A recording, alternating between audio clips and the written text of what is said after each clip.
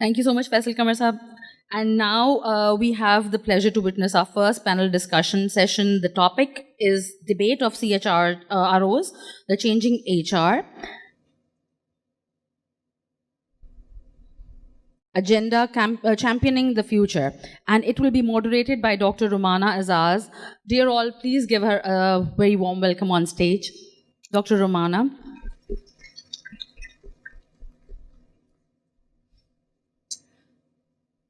Duration of the session is approximately 40-45 minutes, and then we have a coffee break and networking. You can attend the stalls behind. Thank you.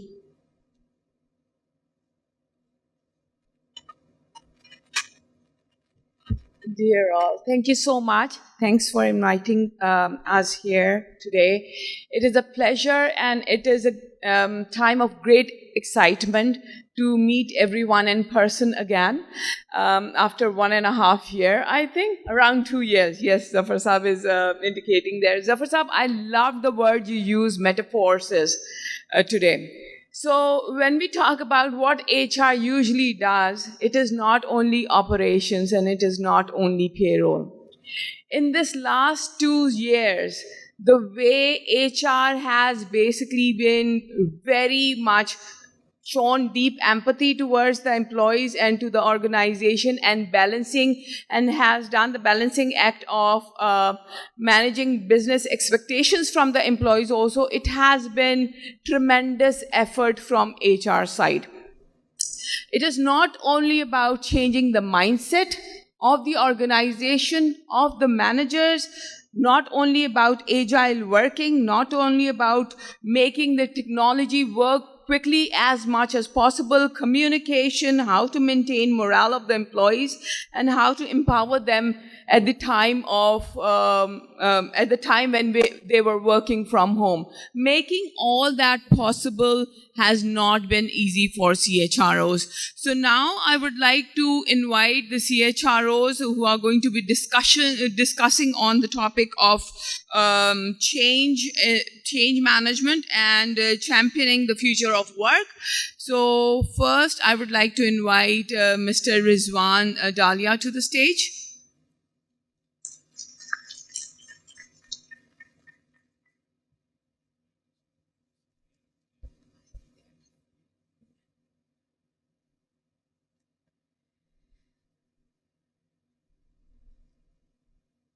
Thank you, Rizwan. Second, I would like to invite Mr. Ashar Saeed.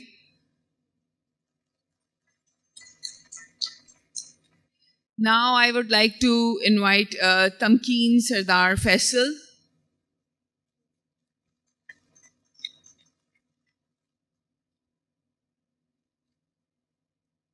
Ehsan Fareed Paracha.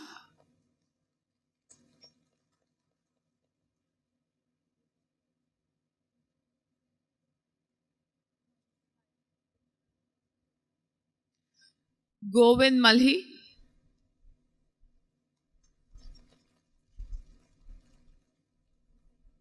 And Taha ke saath.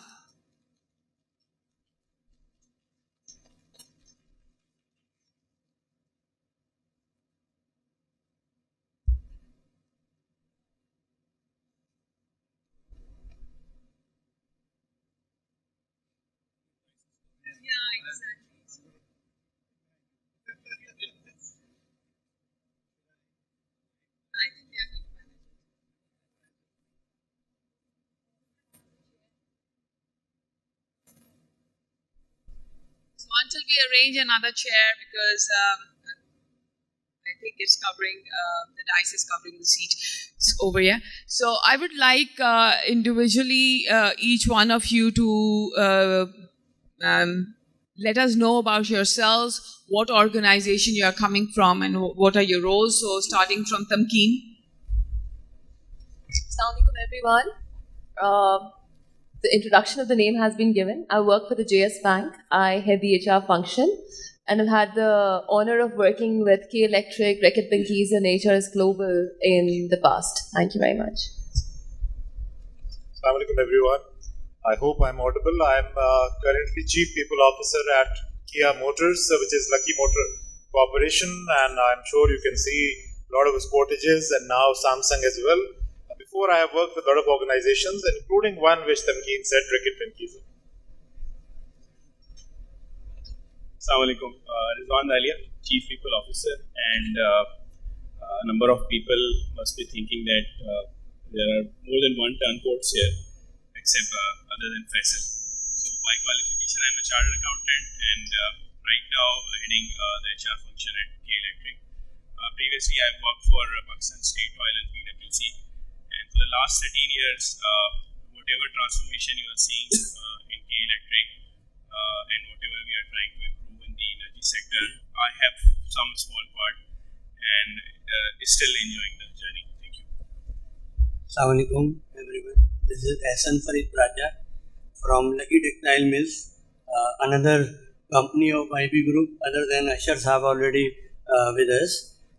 I am as an advisor to the management, look after the overall change management of the organization, including the business support functions, industrial engineering, and of course HR management part of that.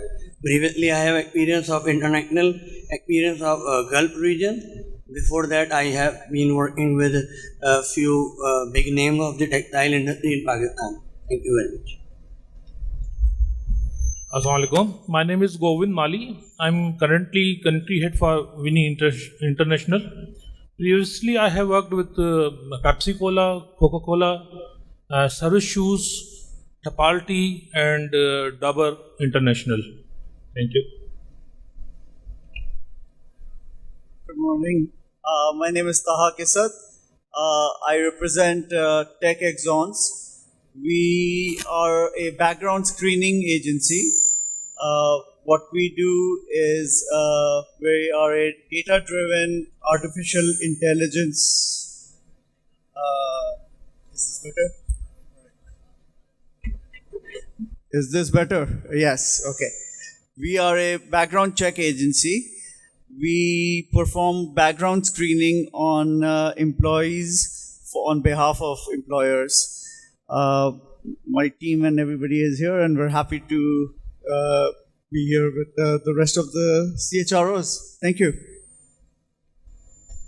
Thank you so much. Guys, can you hear me? Okay. Thank you so much, everyone. Thanks for the intro. And okay, we are going to jump into the question answer session, and we are going to be asking their experiences in their companies during this like Zafar Saab said, metamorphic time where there has been a lot of changes which has happened in the organization. And yes, even people who are working from home, they have been like asked to go from, but there has been a lot of policy changes. There has been a lot which HR have been doing in the background to make everything happen, everything possible, let the business flow the way it was doing before. So my first question would be to Mr. Rizwan.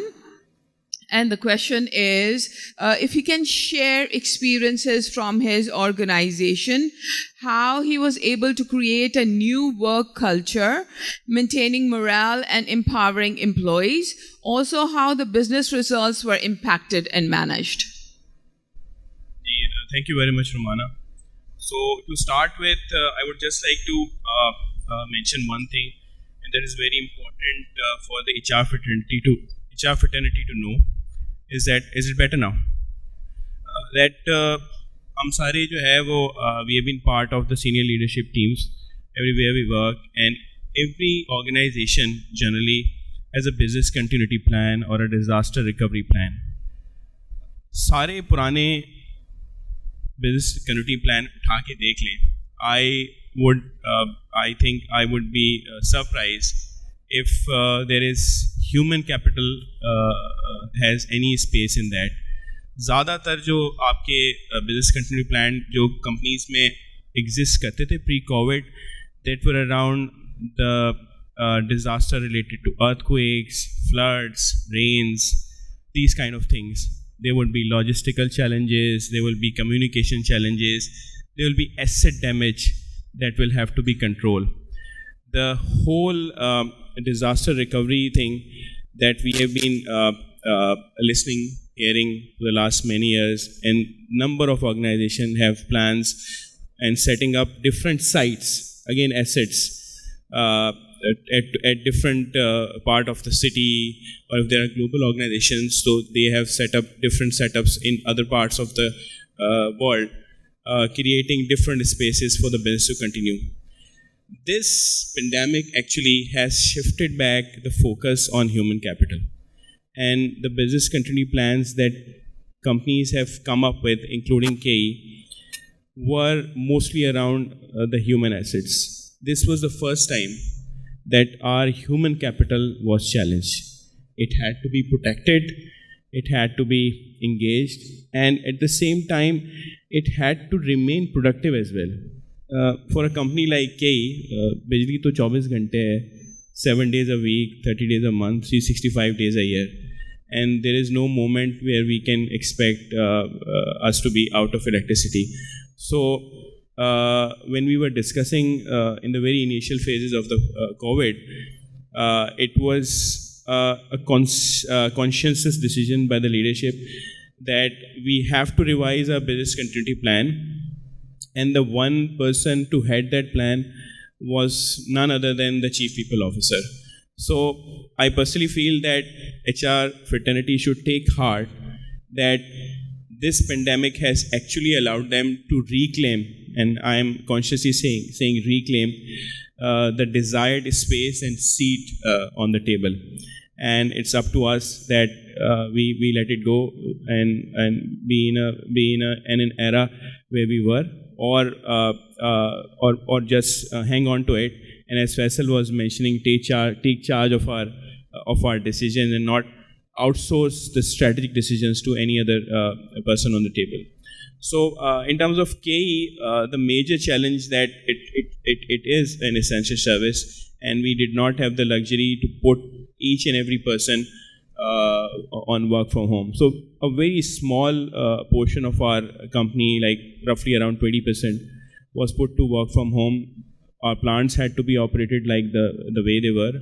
The whole distribution function and the fault management teams that have to operate, they had to operate the way they should be. So there had to be plans whereby you have to manage the compliance with SOPs, and also providing the people the right kind of care and connect, and in terms of whatever health related issues that they may have, so they can contact and they can even trust and come to the HR team for any kind of help that is required. We came up with a telehealth concept, which because the hospitals were closed and our healthcare facilities were not operating the way they were. So that is one thing that was pretty much appreciated by the employees. One more thing is the kind of connect, and Faisal was mentioning that unki leaves ke liye, unki data ke liye, fortunately we had a people connect already functioning. So they did not have to rely on any other HR person. They just have to make a call. Or previously be available tha. So that actually made our lives pretty comfortable, that people still have that kind of platform available where they can manage their day-to-day affairs. One thing that I personally felt, and that was something our leadership also felt, is the line staff that is basically get ignored, I must say, when you are into such kind of circumstances, and they kind of think that the whole leadership team or the senior people or the people, particularly HR, are working from home, and they don't feel our pain. They are working from the comfort of their homes, and we are the frontliners working in the field, so they don't know what kind of problems we are facing. And there, most of our business monitoring teams were in the field, and just spending enough time with them despite COVID, that and taking and just connecting with them if there are any problems, if they are facing any issues related to their day-to-day jobs. And in fact, we made a roster kind of a thing, and I particularly wanted to mention that, is that we as senior leaders would get one random phone number on a daily basis, and I would randomly call a lineman working in the field and just telling him that I'm Rizwan Dalia, I'm speaking from head office, and how are you, how is your family, and how are you doing today, and is there anything I can do for you? So that basically was a game changer. And since a number of our operations are right now, they still were, and right now are digitized. So in fact, a number of our team had the right kind of time to focus on connecting with people. In terms of culture, I personally feel that we did not used to trust our employees. The whole HR also does not trust the employees, whether they are coming on time, they are working for the X number of working hours in a day. So बहुत सारे reporting हम भी करते थे पहले, और organizations करती हैं जहाँ पे वो senior leaders को information भेजती हैं कि कौन कौन कितने बजे आया, कितने बजे गया, और कितने working hours उसमें काम किए. तो I think that is totally transformed now, and our role should also evolve and is evolving from a more policy and admin oriented to a result and service oriented. So that is something that is transforming in terms of our culture, and going forward that should remain the kind of trust that has evolved over the last almost couple of years. And and one thing that I would personally feel that if we as HR fraternity and the companies should not lose out on their trust of just making people come to office, or unki presence ab important nahi hai. I think the output is more important, and that's the kind of culture that the HR fraternity as well as the employers, in fact the other business leaders have also embraced. So that is one thing that should remain with us, and we should build upon it. Thank you so much. Business managers, so that they can be also empathetic to the employees, not only focusing on the business results. So these were some of the major points you discussed, and I think they definitely resonate with all of us. So my next question would be to Tamkeen. During these COVID times, what strategies did you adopt for short and long-term basis, and what you managed to succeed in terms of how did you manage to succeed in terms of implementation in your organization? Thank you, Raman. A lot of people might just not like me saying it, or rather hate me for saying it, but I feel COVID was one of the best things that happened to us. Why I say that? Because unless as humans we are challenged in terms of how we operate and what we can do, or what is the potential to which we can bring a change, is always challenged. कितने सारे लोग होंगे जो अगर हम चले जाएं school के दौरों में, यूनिवर्सिटी के दौरों में, जब तक एग्ज़ाम सर पे नहीं आ जाता, टेस्ट नहीं आ जाता, एक प्रोजेक्ट की डिलीवरी नहीं आ जाती, we don't go into it and do it. So it was a similar situation for us. We were, again, like everybody else, we were hit by COVID, and we were sitting in a department which had not experienced digitalization beyond payroll.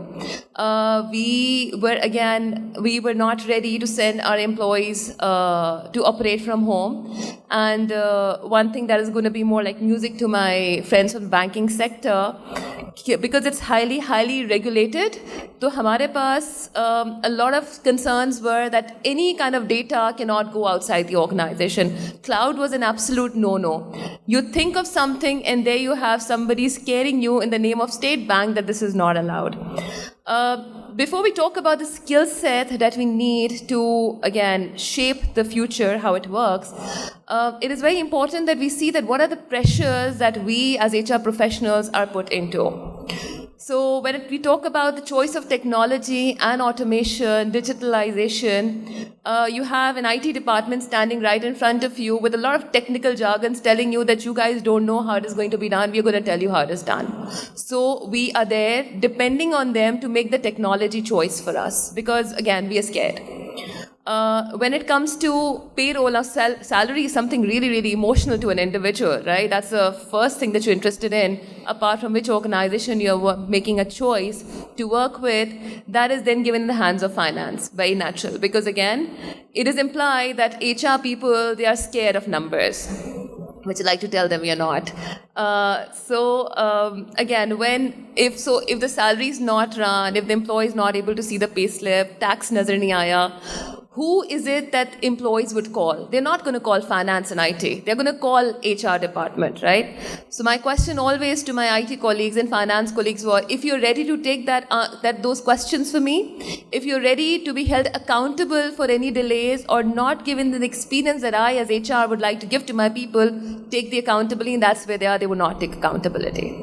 So the way and the means to start was, and also I would like to highlight here, when, and people going into homes, working from homes, and people, when they're coming back from homes, the recent PwC research said that 22% of the workforce does not want to come back to work. They still want to continue experiencing remote working.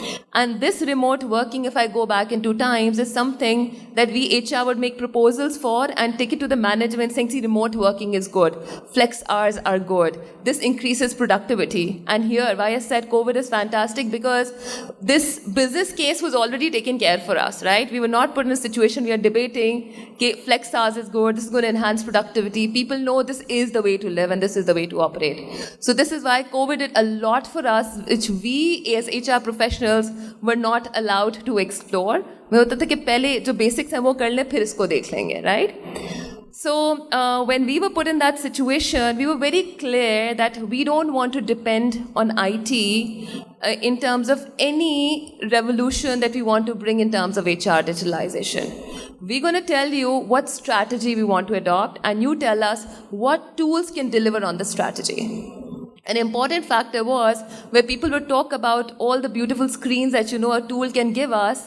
We knew as HR professionals, and I would urge that my HR friends be conscious of the fact that implementation is not going to happen on its own. It is going to be us who are going to be responsible for implementing that technology. So collaborate and be part of it and make sure that whatever you give in, you have to depend on your skill set. You have a vendor on which you can, seek the accountability from.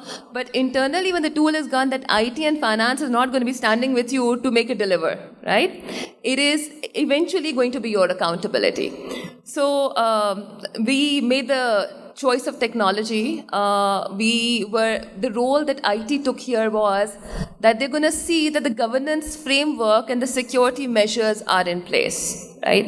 It was nothing. I remember my CIO telling me that, how have you put up this implementation plan together? I mean, this does not meet with my priorities, and this does not meet the priorities of my department.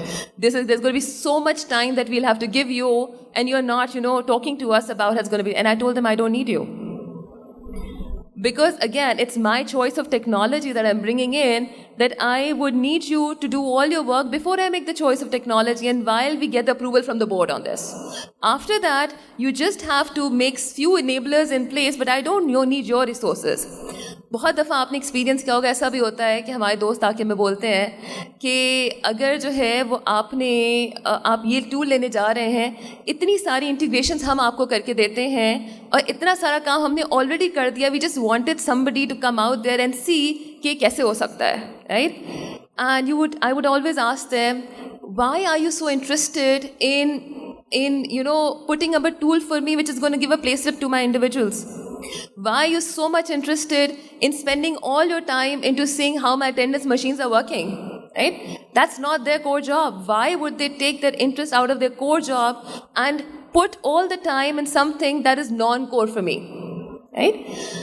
So considering all these factors, it is important that as HR professionals, we make that technology choice, and that's where we need the skill set. The first mindset that we need here is that people in our department who understand the strategy and the technology that we want to bring in and should be able to do a proper due diligence of that tool to ensure that it delivers on our strategy. That's number one.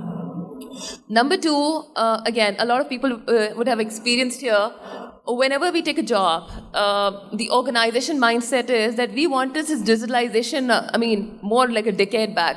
अभी तो already बहुत देर हो चुकी है, right? So we want something really fast. So the choice of technology that we incorporate is also important, that how fast is going to be the implementation. The Scrum is the new method to everything, but the Scrum ka concept we fail to use in HR, and I don't understand why. Agility is the way to go, right? You will always see whenever you make the technology choice and you say, here we are now rolling it out, and if you go months and months on making, the implementation happen, the organization is going to be so eager, so aggressive, tool aane se pehle isko fail kar chuke hote, to aa hi nahi raha kuch. And there you are, because that's where the Scrum concept comes in, that you have to bring in pieces and pieces and pieces, start giving the experience and keep adding on to it. Varna ek hi dafa sab kar diya aur tool bhi purana ho jata hai and people don't have the patience. So that's a second skill set that you need here, which is the agility mindset here. And that is important, not just in rolling out technology, but in everything that we did. So when we had to roll out this technology, the entire end-to-end HR, we did in a span of 9 months. The entire HR, and this is non-core and core both. And our people still on a monthly basis get one new flavor, another new flavor coming in, which keeps in the concept and the usage of the tool, right there. We also made sure that whatever we are bringing in is used at the optimal capacity. A lot of times we'll bring in technology and use maybe 20% of it and 30% of it, and there we are going to be sitting in a focus group, and their audit sitting on our head. You made an investment and you're only using 20% of it. Why? Because we never have the time to go into it, and we've never assessed the readiness of the organization to really see how it's going to work for us. So you also have to see, when you're making the technology choice, third important thing is that you have when you're implementing it, you have to see that there's something new coming in for people every time, and the tool is used to its optimal capacity. Lastly, I would like to add that the concept of retained earnings that we talk about is that the choice or the strategies that you bring in to deliver on your non-core, the return of investment has to be such that whatever investment is coming in, it has to be put into the department and the function again to deliver on the core. Because there's a concept that we're going to bring in funds internally, generate those funds by choosing the right strategy of either outsourcing a particular portion, by the putting in the resources, or digitalization, and that ROI is going to back into investment for your core. So again, that's where the choice of technology also comes in, and the retained earning models is something that is to be very well thought of. So to sum it up, again, I would tell my friends that take most of the advantage of what COVID has really offered us, and whatever technology choice that you make sure and remember that you are the owner of it and you have to be on top of it. Don't give the control to anybody else. You are well versed to take that control, and that is all going to come by the choice of technology that you make. Thank you very much. Thank you, Tamkeen. Thank you. Thank you so much. I picked one line from your whole discussion and I loved it. Agility is the new way to go. We cannot stop now. And the other thing which I loved about the discussion was the maximum use of technology, and we should be doing it now. So next, there have been a lot of impact on the employee talent also in the organization.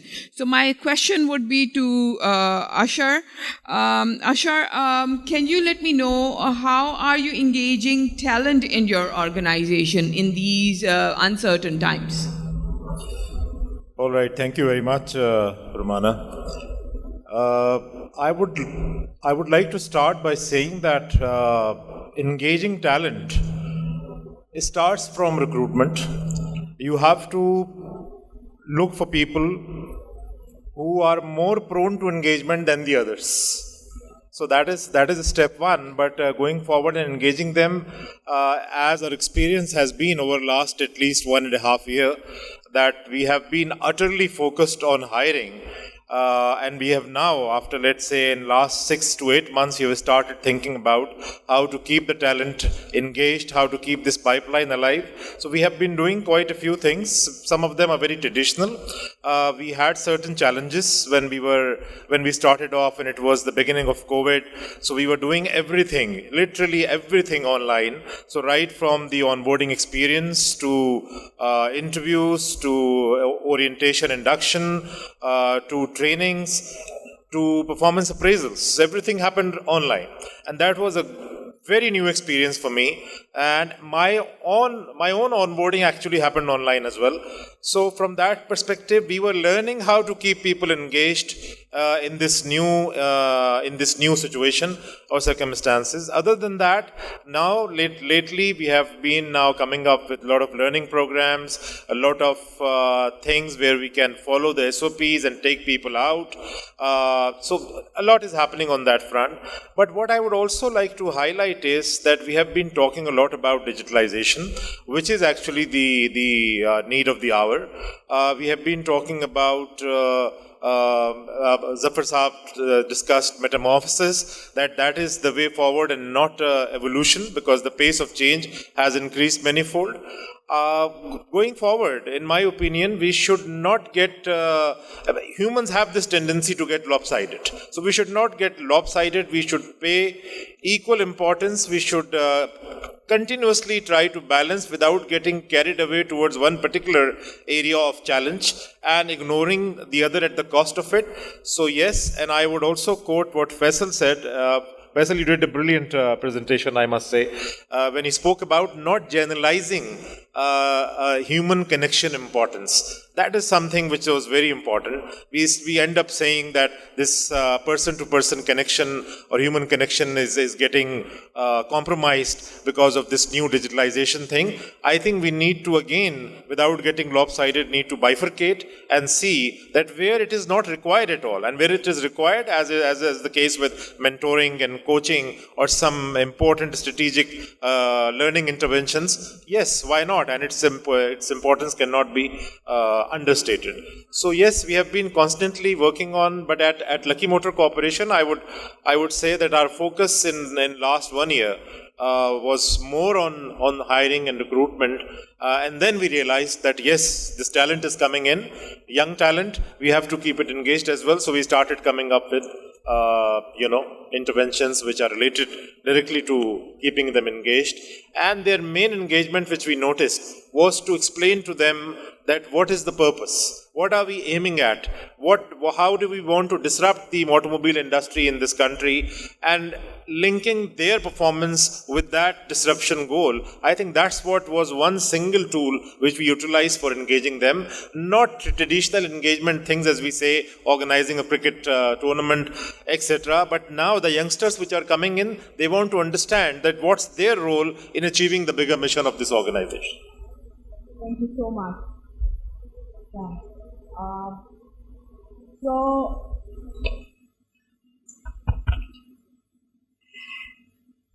So we all know when we talk about talent, then we also talk about skills and how can we upskill our people.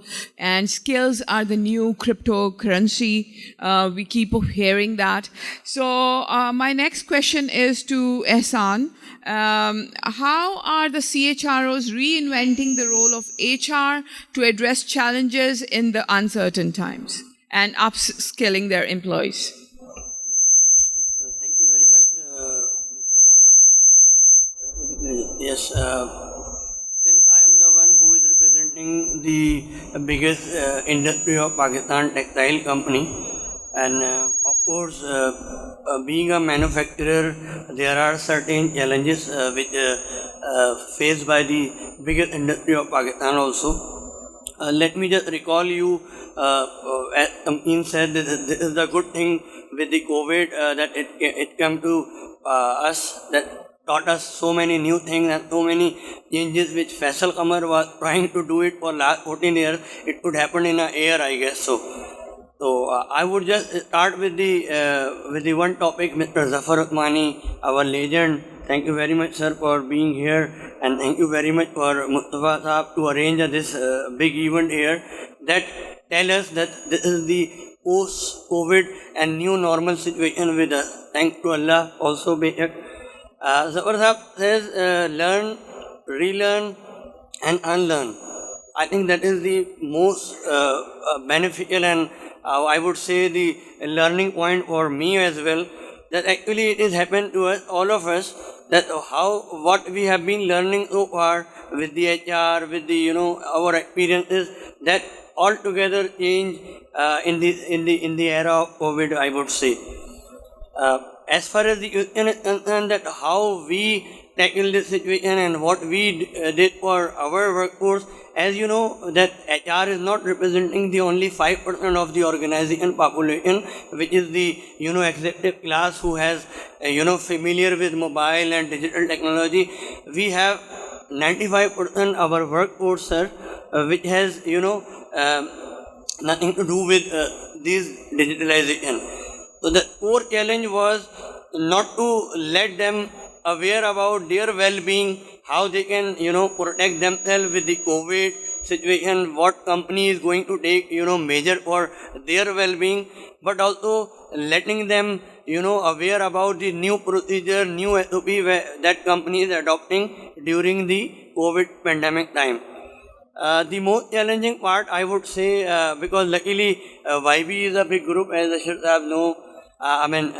This is a big group. We took advantage of, having the more companies in our platform. Like we have Tabba Heart facility, we have certain philanthropies, activities going on before pandemic also. That helped a lot to us. Our workforce are given free option to go for COVID testing. Otherwise, this was a big challenge for us if they are working there, because our company is one of the Pakistani company who got permission for running the operation. I think the 5 Pakistani companies got permission, other than the pharmaceutical and other medical line company. We were in textile business. It was very hard to convince them to the management first, and then the government also, that we could able to start our operation after the big lockdown period, which you remember almost 1.5 months we faced in March 2020 to April 2020 last year. Then what happened? We took the permission. There were certain challenges to let workers in again in the workplace with the certain SOPs, precautions. That was a big challenge for the organizational level to let workers aware about that. The second challenge, if there is any violation of SOP, there was a government department always available to lock, the facility. So it was a one challenge. The second challenge, our policies, our practices were designed, to away from digitalization concept. Being a textile, if you people are aware that people are, more toward the manual sort of mindset. So here I think Mr. Shahrukh is also here. He will be part of this panel. After that, part of the forum. He will also hear some good stories of how Lucky Textile and other manufacturing concern adopted digitalization, where it was a big challenge how to let 95% people aware about the technology changes, how they can be, part of this, the same HR practices which is being designed for the 5% of the population previously, for the head office employees, for the marketing people, for the account people.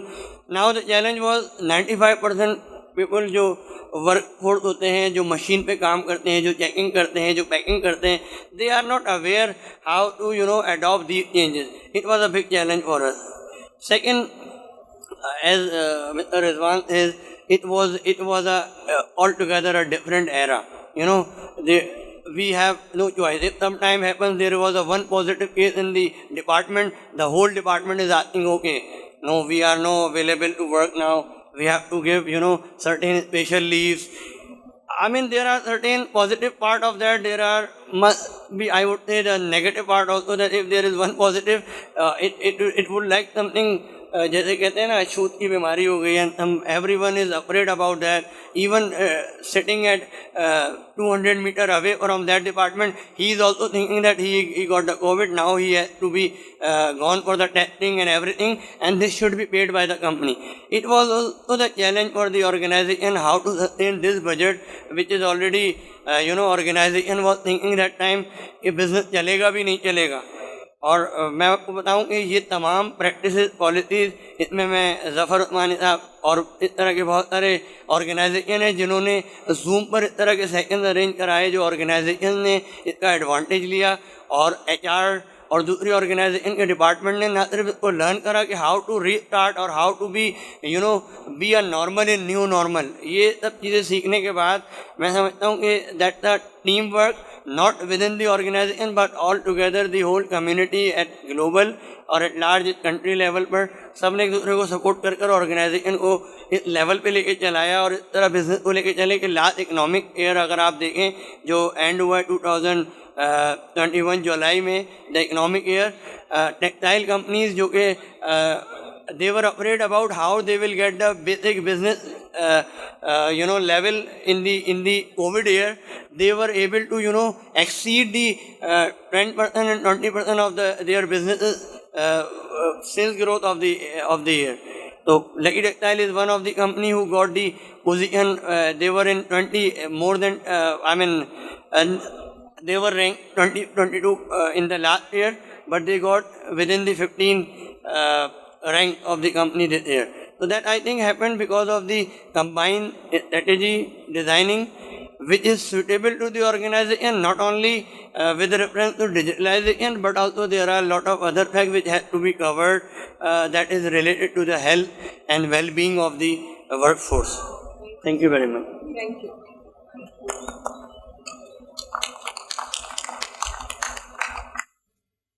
So my next question would be to Govind. And Govind, we all know that you are working as a country operation lead for Winnie International. So I would like to know how technology has involved in the new normal for you, and what strategies did you pursue as a leader to keep business afloat with the help of technology? Thank you, Ramana. My story is a bit different from others. Because I am running an infant company which has started its operation in Pakistan just 3 years ago from the scratch. So before COVID, we were facing the challenge how to make this startup organization to a sustainable level, and how to get good talent from the market, being a startup, unknown company. So we were already facing those challenges and we were trying to cope with those challenges. But three things made that challenge very easy for us to handle, which we adopted from the start before COVID. One, as Zafar Usmani Saab rightly said, and I learned new word metamorphosis, which I used to tell in my company from the start to my employees that this era is not the era of test matches. This is the era of 2020 matches. So we all have to be on those paces. We have to gear up at that level that life is very small. We have to achieve a lot. So we have to be so fast to play a 2020 match. So thank you, Zafar Usmani Saab, to provide this new word metamorphosis as I already told that I am emphasizing my employees that be a 2020 match player, not test match player now. So second thing, agility, already used by many speakers here, definitely very necessity. Third thing, adaptation of new technologies. Personally, I used to think every time that and fear that I shouldn't be left out, and even try to learn from my youngest kid who is doing BCS computer science. Every day I try to learn from him new things, and I try to adopt new technologies in my company. Before COVID, we were using Zoom regularly for meetings. because mainly we are sales driven company, FMCG company. Our sales team are spread over to whole Pakistan. So we were using Zoom already. We were using cloud based secondary sales system. Each salesperson was using mobile app to book orders, whether he is in Chakwal, whether he is in Mithi, whether he is in Gujranwala. So when COVID came, we were already have adopted those technologies, whether Zoom meetings, cloud data management, and also COVID has compelled us to speed up that transformation.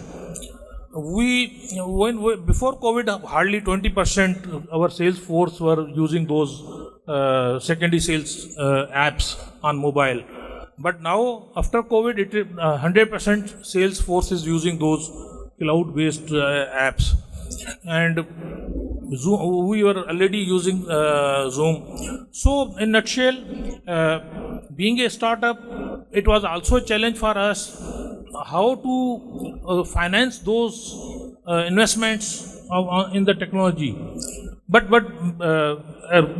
it is very important for senior managers to be clear in the mind, in the strategic side, that these investments are investment and they will definitely pay off in longer terms, and these are smart investments. So before COVID, we started to invest in technology. After COVID, we increased those investments. We implemented SAP just after the COVID. Now, being a startup for employees, it is also very difficult. Because lean organizations, we have to convince every employee that we have to be the tech savvy. We have to hire young people who are very familiar with the technology. So, in a nutshell, we were a bit prepared for the COVID. We never knew that COVID will come, but because of our own already adopted culture of adopting technology and going very fast, so COVID didn't hurt us much. And in result, last year we achieved brand of the year. Within 2 years, we become market leader in Geo category because of this mindset that we have to run very fast, we have to adopt technologies, and we have to achieve results. And lastly, I will add, as Faisal Kamar Saab said and Rizwan Saab said, that human element and technology, we have to bring balance, and we have to create a fusion between the technology and human elements. And that shouldn't be lopsided, that we adopt only technology and we forget about the human elements, or we go totally manual and we don't adopt the technology. We have to create a good balance between both of these human element and technology. Thank you. Thank you so much, Govind.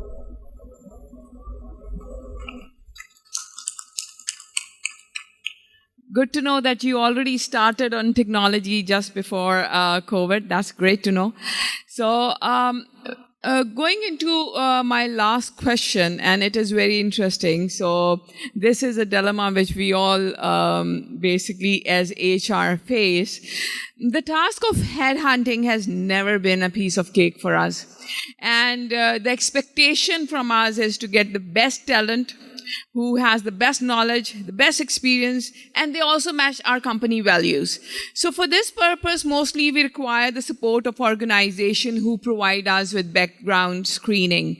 So Taha is here, and he is looking after an organization who's doing background screening for most of the organization. They provide us that data. How has background screening changed in the post-COVID scenario? And what is the role of data privacy policy in all this? Hello. Can you guys hear me? Yeah, okay. So, background screening post-COVID has changed in this way that earlier employers used to perform background screening, just the basic background screening. There used to be, let's get a degree verified, let's get a very basic employment certificate verified. Now in this new economy where gig workers are present, where remote workers are working from home, more and more screening methodologies are coming in place. More and more data-driven background screening methodologies are coming in place. Criminal background checks are being performed. There are more and more kind of verifications which are site visits. There are drug testing. Employers are opting to do psychometric testing. The employers are opting to do additional kind of tests where they would want more and more continuous monitoring that needs to be performed. So post-COVID, things have, employers have chosen to look at a more holistic approach of what background screening needs to be. And that's what they've chosen to do. However, data privacy has become more of a concern for them. And, keeping the data private keeping data private is of paramount concern. So making sure that data is definitely in a cloud environment or in a technologically sound environment is definitely there. So we have made sure that our company has our systems are ISO certified for security and such standards. So we keep the systems in our technology standards are such so that we keep it in, keep them secured. And we ensure that we follow GDPR standards accordingly as well, because we have clients that are based in Europe, in Pakistan, in the US as well. In addition, post-COVID era. To add over here, how important is the background check for the white collar staff also? If you can mention something on that. For the white collar staff, it's as important as it is for the blue collar staff, if you will. A lot of the companies opt to do the blue collar staff and not the white collar staff, because the general consensus is that the blue collar staff there is something going to be found on the blue collar staff and not the white collar staff. However, the cost of what is the cost of a wrong hire? I don't know if any of you have ever thought about that. The cost of a wrong hire is about 30% of an individual's annual salary, and that is about in a white collar environment. So that includes the training hours put in, the training hours that an individual puts in for training that person, the desk that you allocate to him, everything else along with that, right? In addition, the white collar person will generally have a degree that may have been forged, employment that they have forged. A blue collar person generally has a criminal record only that they have that they may have indicated in their resume, or may have a drug test that they may come up with. So there is more of a chance of a PR nightmare that a white collar staff may come up with. Social media checks that white collar staff may have as well that come out with. So there are more things that come out on a white collar staff in a background check that come up in that way. Thank you so much, Taha. Thank you. And it was very enlightening why it is very important to also have white-collar background checks. Thank you so much. I would like to thank each one of you for great discussion, great insights you brought to this panel, and to every one of us. We learned a lot, and I'm sure all of us are going to be taking something from this discussion and implementing in our organization. Thank you.